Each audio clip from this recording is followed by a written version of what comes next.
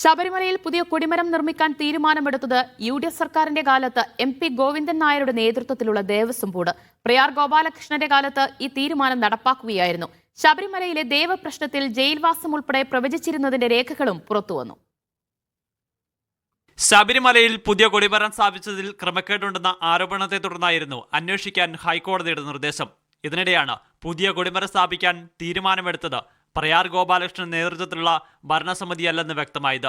2014 ദേവപ്രശ്ന വിധി പ്രകാരമായിരുന്നു കൊടിമരത്തിന്റെ പുനഃപ്രതിഷ്ഠ.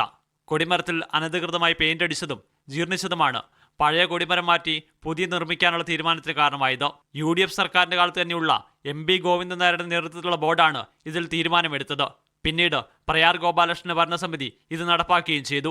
കൊടിമര നിർമ്മാണത്തിൽ അന്വേഷണം 2 ബോർഡിലെയും അംഗങ്ങളെ കേന്ദ്രീകരിച്ച് നടക്കും. ഹൈക്കോടതി നിയമിച്ച കമ്മീഷനാണ് നടപടികൾ സ്വീകരിച്ചതെന്നാണ് അജയ് തറയിൽ വ്യക്തമാക്കിയിരുന്നത്. എന്നാൽ നടപടികൾ സുതാര്യമല്ലെന്നും പുതിയ കൊടിമര നിർമ്മാണത്തിൽ വൻ സാമ്പത്തിക ക്രമക്കേട് നടന്നുവെന്നുമാണ് ആരോപണമുയർന്നിരുന്നത്. 2014 ജൂൺ 8 ചെറുവള്ളി നാരായണൻ നമ്പൂതിരിയുടെ നേതൃത്വത്തിൽ നടത്തിയ ദേവപ്രശ്നത്തിലാണ് ജയിൽവാസത്തെക്കുറിച്ച് പരാമർശിക്കുന്നത്.